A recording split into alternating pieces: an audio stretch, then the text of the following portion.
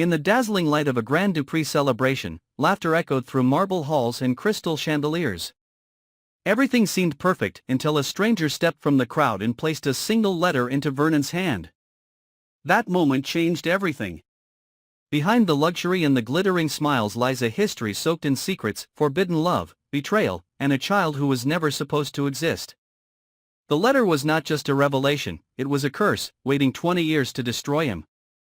Tonight, we uncover the hidden past of Vernon, the man who built his empire on silence, and the shocking truth that drags him, and everyone he loves, into despair. Welcome to Beyond the Gates, a world where every secret has a price, and redemption comes too late. The night glimmered with false warmth.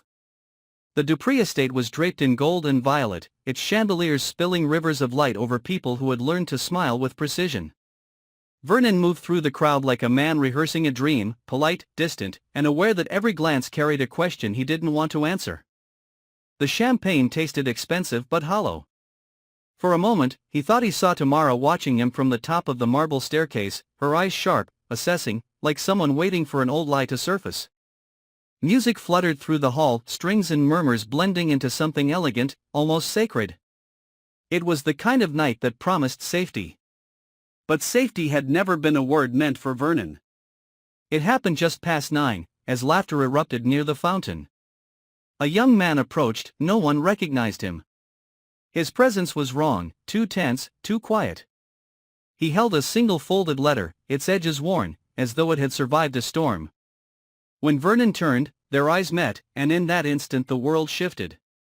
The music continued, but the sound retreated, smothered by the dull roar of blood in his ears. The boy's voice trembled, not from fear, but from something heavier. He handed Vernon the letter, whispering words that sliced through the glittering air. "Someone said you're my father." And then he was gone. The party went on. Glasses clinked.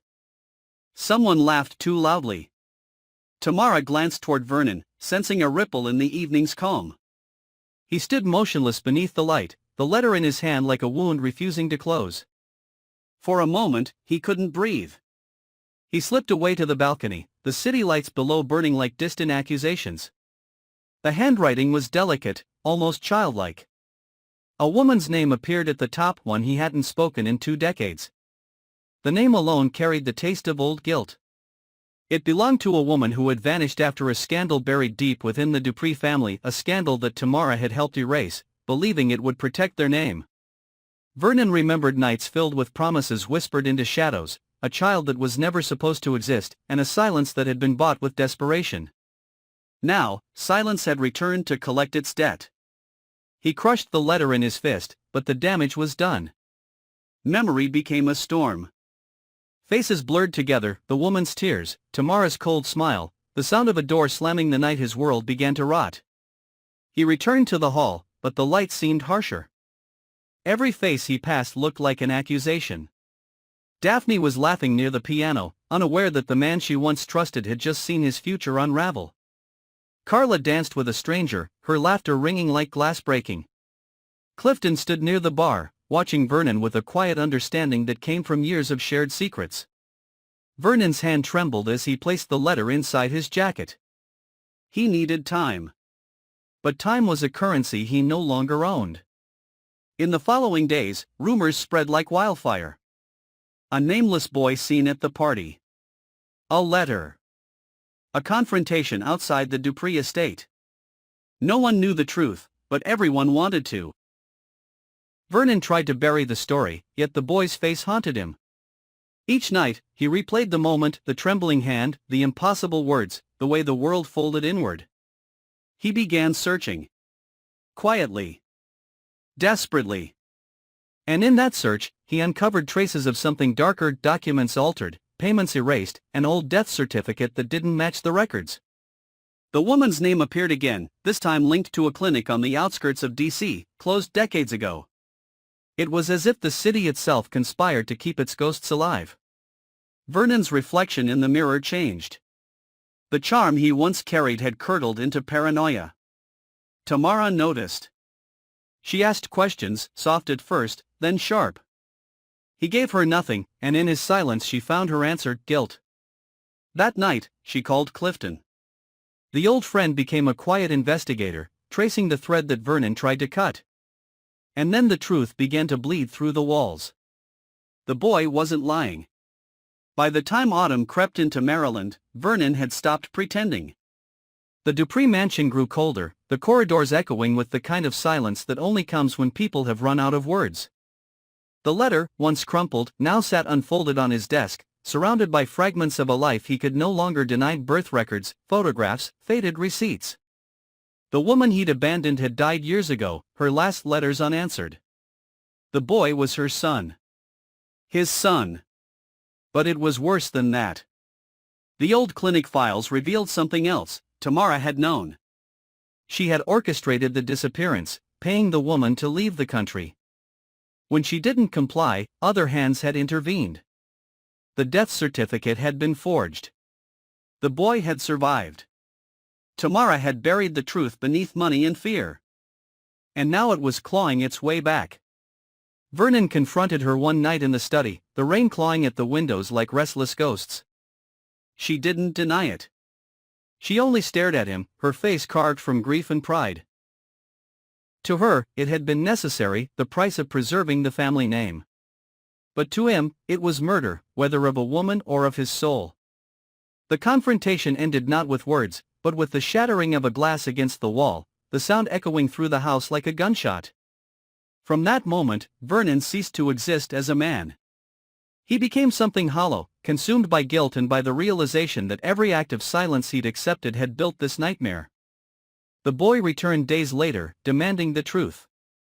Vernon couldn't speak. He handed over the letter, the documents, everything that proved the bloodline they shared. The boy's eyes, mirrors of a life Vernon could have had, were filled with disgust. He left without a word. That silence was the verdict. The fallout was immediate. Daphne discovered the scandal through whispers in the press. Carla, who had defended Vernon for years, turned away in disbelief. Clifton tried to mediate, but even he couldn't rebuild what had turned to ash. The Dupree name, once a symbol of legacy, now reeked of betrayal. Tamara disappeared from the public eye. Some said she fled abroad. Others claimed she took her own life. No one knew. Vernon didn't search. He simply moved through the empty halls, haunted by the echo of her perfume and the memory of the boy's eyes. Weeks passed. The world outside continued: parties, business, news cycles, but for Vernon, time fractured. His reflection became a stranger. The estate began to decay, the fountains dried, the roses withered. He stopped attending family gatherings.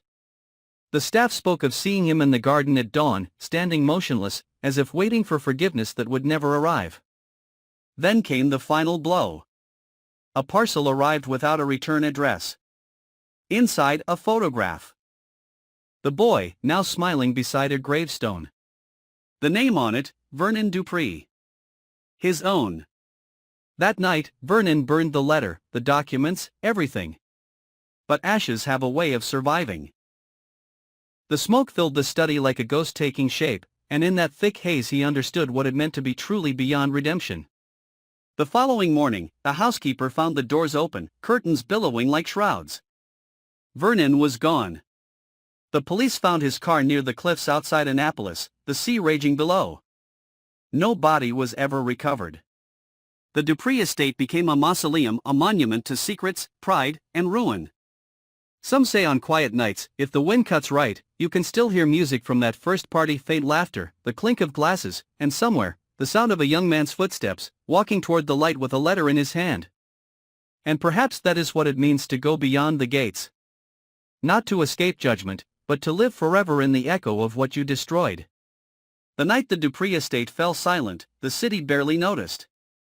Parties ended, lights faded, and whispers replaced the music that once defined their name. What remained was not the echo of celebration, but the hollow breathing of guilt and ruin.